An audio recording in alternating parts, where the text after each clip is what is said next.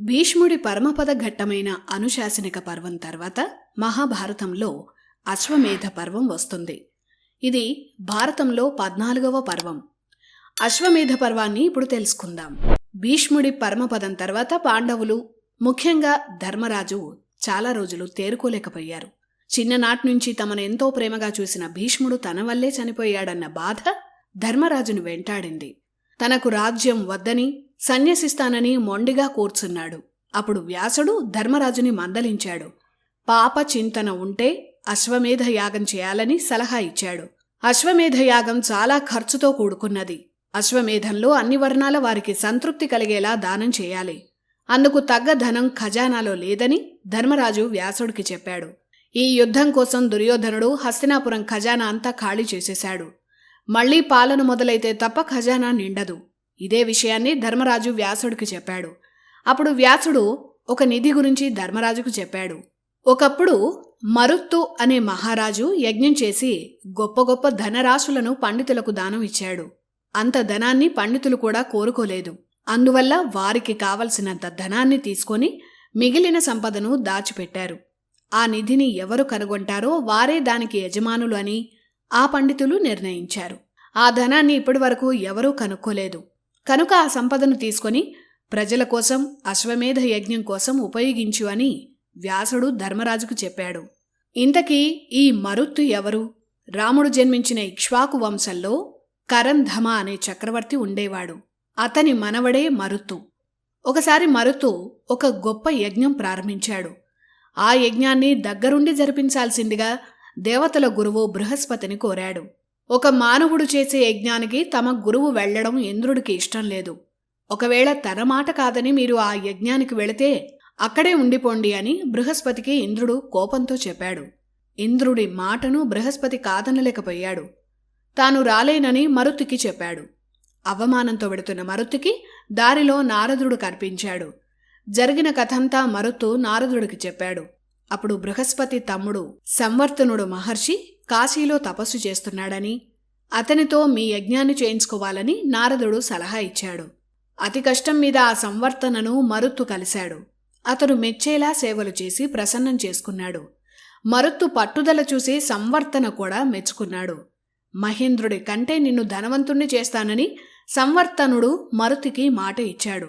అంత ధనం ఎక్కడ ఉందో కూడా సంవర్తన చెప్పాడు. హిమాలయాలకు ఉత్తర భాగాన ముంజవంతం అనే పర్వతం ఉంటుంది. అక్కడ శివపార్వతులు విహరిస్తూ ఉంటారు. ఆ కొండ అంతా బంగారమై, ఆ కొండ మీద బంగారు ఇసుక లభిస్తుంది. అక్కడకు వెళ్లి శివపార్వతులను ప్రార్థిస్తే వారి కరుణతో బంగారు రాళ్లు, బంగారు ఇసుకను ప్రసాదిస్తారని సంవర్తనుడు నిధి రహస్యాన్ని చెప్పాడు. ఆ తర్వాత సంవర్తనుడు మరుత్తుని ముంజవంత ప్రాంతానికి తీసుకువెళ్లాడు. అక్కడే శివపార్వతుల అనుగ్రహంతో మరుత్తుకి అంతులేని సంపదలు దక్కాయి. అలా మరుత్తుకి దొరికిన సంపదతోనే యజ్ఞాలు చేశాడు. అప్పుడు పండితులకిచ్చిన దానాలనే వారు రహస్యంగా దాచారు. అలా ధర్మరాజుకి వ్యాసుడి వల్ల అపార సంపద దొరికింది. అశ్వమేధ యాగానికి ఏర్పాట్లు మొదలయ్యాయి. ఆ తర్వాత కృష్ణుడు పాండవుల దగ్గరకు వచ్చాడు. కురుక్షేత్ర యుద్ధం నుంచి భీష్ముడి పరమపదం వరకు శ్రీకృష్ణుడు పాండవుల దగ్గరే ఉండిపోయాడు. అందువల్ల తాను ద్వారకకు వెళ్లి అందరి బాగోగులు చూసి మళ్లీ వస్తానని చెప్పాడు. శ్రీకృష్ణుడు ద్వారకకు వెళ్లడానికి ముందు అర్జునుడు మరోసారి గీతాసారాన్ని వివరించాలని కోరాడు. అప్పుడు కృష్ణుడు భగవద్గీతలో ముఖ్యమైన విషయాలను మరోసారి అర్జునుడికి వివరించాడు. ఆ వివరాలు చెప్పిన తర్వాత కృష్ణుడు ద్వారకకు వెళ్లాడు. కృష్ణుడితో పాటు సుభద్ర కూడా వెళ్ళింది. కృష్ణుడు ద్వారకకు వెళ్లే దారిలోనే ఉదంక మహర్షి ఆశ్రమం ఉంది. ఆ మహర్షిని కృష్ణుడు కలిశాడు. కృష్ణుడు తలుచుకుంటే యుద్ధాన్ని ఆపగలడని ఉదంక మహర్షికి తెలుసు. అందుకే ఇంత పెద్ద మహాయుద్ధాన్ని ఆపనందుకు ఉదంకుడు శ్రీకృష్ణుణ్ణి శపించబోయాడు. కాని ఉదంకుడికి తన నిజస్వరూపమైన విశ్వరూపాన్ని కృష్ణుడు చూపించాడు. అంతా విధిరాత ప్రకారమే జరిగిందని, ఎవరూ చింతించాల్సిన అవసరం లేదని ఉదంకుడికి కృష్ణుడు చెప్పాడు. ఆ విశ్వరూపాన్ని చూసి ఉదంకుడు తరించాడు. కృష్ణుడే విష్ణు అని గుర్తించి సాష్టాంగ ప్రణామం చేశాడు. అప్పుడే ఉదంకుడిని కృష్ణుడు ఏదైనా వరం కోరుకోమన్నాడు. ఉదంకుడు ఉన్న ప్రాంతమంతా తీవ్రమైన కరువుతో ఉంది. తాగేందుకు నీరు కూడా దొరికేది కాదు. అందువల్ల తాను ఎప్పుడు కోరుకుంటే అప్పుడు నీరు దొరకాలని కోరుకున్నాడు. తథాస్తు అన్నాడు కృష్ణుడు. ఉదంకుడు గొప్ప మహర్షే, కాని అతనిలో ఉన్న పెద్ద లోపం కోపం. ఆ కోపం వల్ల అసలైన తత్వాన్ని గ్రహించలేని పరిస్థితుల్లో ఉన్నాడు. అందుకే కృష్ణుడు ఒక పరీక్ష పెట్టాడు. ఒకసారి ఉదంకుడికి తీవ్రమైన దాహం వేసింది. ఎక్కడా నీళ్లు లేవు. అప్పుడు కృష్ణుణ్ణి తలుచుకున్నాడు. అయినా నీళ్లు పుట్టలేదు. ఎదురుగా ఒక ఆటవిక జాతికి చెందిన వ్యక్తి పెంపుడు కుక్కలతో కనిపించాడు. అతని ఒళ్లంతా అపరిశుభ్రంగా ఉంది. కాని అతని దగ్గర స్వచ్ఛమైన జలం ఉంది. ఈ నీళ్లు తాగండి అని ఆ వ్యక్తి ఉదంకుడికిచ్చాడు. కాని అతని ఆకారాన్ని చూసి ఉదంకుడు దూరంగా వెళ్లమన్నాడు. ఆ వ్యక్తి, అతని కుక్కలు మాయమయ్యాయి. అప్పుడు కృష్ణుడు ప్రత్యక్షమయ్యాడు. నిన్ను తలుచుకుంటే నీళ్లు పుడతాయని వరమిచ్చావు, కాని పుట్టలేదు కృష్ణ అని ఉదంకుడు బాధపడ్డాడు. ఆ మాటకు కృష్ణుడు నవ్వి, నువ్వు నాకు ప్రియమైన భక్తుడివని, నీకు అమృతాన్ని ప్రసాదించమని ఆ ఇంద్రుణ్ణి నేను కోరానని చెప్పాడు. అయితే మనుషులకు అమృతం విలువ తెలియదని, వారు అమృతాన్ని గుర్తించలేనంత అహంకారంతో ఉంటారని ఇంద్రుడు చెప్పాడు. కావాలంటే నిరూపిస్తానని ఇంద్రుడే ఆ ఆటవికుడిగా ఉదంకుడు ముందుకు వచ్చాడు. అతని చేతిలో ఉన్నది నీరు కాదు, అమృతం. కాని ఒక ఆటవికుడి జలం నేను తాగేదేమిటి అన్న అహంకారంతో అమృతాన్ని ఉదంకుడు వదిలేశాడు. అదృష్టం ఎప్పుడు ఎలా వస్తుందో ఎవరికీ తెలీదు. అలాగే వేషం వర్ణం బట్టి ఎప్పుడూ మనుషులను అంచనా వేయొద్దని కృష్ణుడు చెప్పిన గొప్ప పాఠమిది. ఆటవికుడన్న కారణంతో సాటి మనిషిని అవమానించినందుకు ఉదంకుడు కుమిలిపోయాడు. తన అహంకారాన్ని వదిలేశాడు.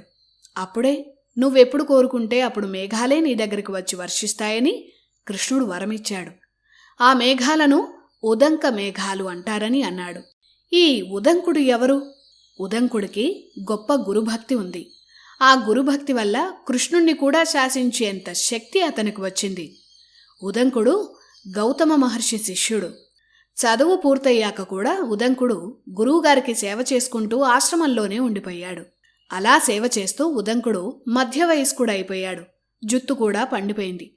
ఆ విషయాన్ని తలుచుకొని ఒకసారి బాధపడ్డాడు. అది గౌతముడు గమనించి తన బాధకు కారణం అడిగాడు. మిగిలిన శిష్యులందరికీ గౌతముడు గొప్ప వరాలిచ్చాడు. వారంతా గృహస్థులై సుఖపడ్డారు. కాని తనని మాత్రం నిర్లక్ష్యం చేశారని ఉదంకుడు గౌతముడి ముందు బాధపడ్డాడు. అప్పుడు గౌతముడు ఉదంకుడికి మళ్లీ యవ్వనం ప్రసాదించాడు. తన కుమార్తెనిచ్చి వివాహం చేశాడు. గురువుగారు తనకు చేసిన మేలుకి బదులుగా ఏదైనా గురుదక్షిణగా ఇవ్వాలని ఉదంకుడు అనుకున్నాడు. ఏమి కావాలో చెప్పాలని గౌతముణ్ణి బలవంత పెట్టాడు. కాని నీ గురుభక్తే నాకు దక్షిణ అని చెప్పి గౌతముడు వెళ్ళిపోయాడు. అయినా పట్టువదలని ఉదంకుడు గురుపత్ని గౌతముడి భార్య అయిన అహల్యను అడిగాడు. మీరైనా ఏదైనా దారి చెప్పి నన్ను రుణం తీర్చుకోనివ్వండని అహల్యను ఉదంకుడు బతిమాలాడు. సౌదాస అనే రాక్షసుడి భార్య దగ్గర అపూర్వమైన మహిమాన్వితమైన కుండలాలు ఉన్నాయి. వాటిని తెచ్చి ఇవ్వాలని అహల్య కోరింది. కుండలాలు తెచ్చేందుకు ఆనందంగా ఉదంకుడు బయలుదేరాడు. కాసేపటికి ఆశ్రమానికి తిరిగి వచ్చిన గౌతముడికి ఈ విషయం తెలిసింది. సౌదాసుడు శాపవశాత్తు నరమాంస భక్షకుడయ్యాడు. అయినా గురుపత్నికి దక్షిణ ఇచ్చేందుకు అతని దగ్గరికి వెళుతున్నాడు కాబట్టి ఉదంకుడికి ఏమీ జరగనివ్వనని గౌతముడు అహల్యకు మాటిచ్చాడు. ఒక అడవిలో సౌదాసుడిని ఉదంకుడు కలుసుకున్నాడు. నరమాంస భక్షకుడైన ఆ రాక్షసుడిని చూసి ఉదంకుడు భయపడలేదు. సౌదాస మాత్రం ఉదంకుడిని తినేద్దామని అనుకున్నాడు. అప్పుడు ఉదంకుడు తాను ఎందుకు వచ్చింది చెప్పాడు.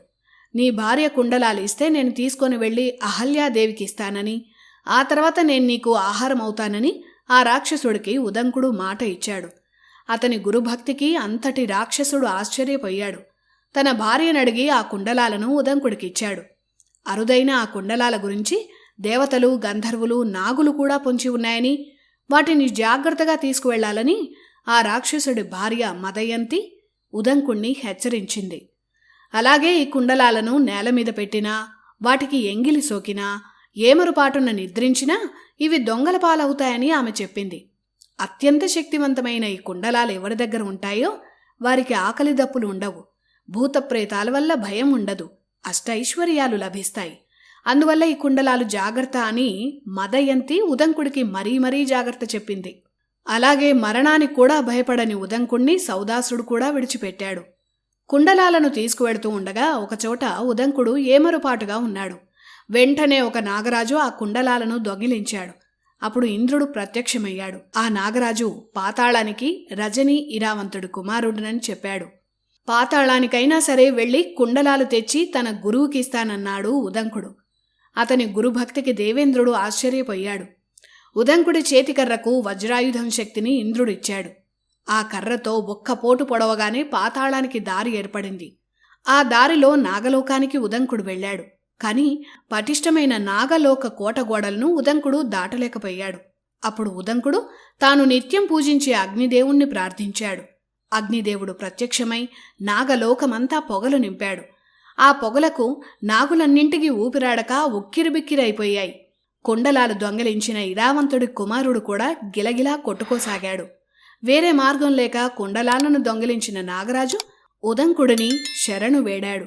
ఉదంకుడు వారిని క్షమించి కుండలాలు తీసుకొని గురుపత్ని అహల్యకు అందజేశాడు. అలా గురువు కోసం ప్రాణాలను కూడా లెక్క చేయని గురుభక్తి వల్ల ఉదంకుడు గొప్పవాడయ్యాడు. ఇది ఉదంకుడి కథ.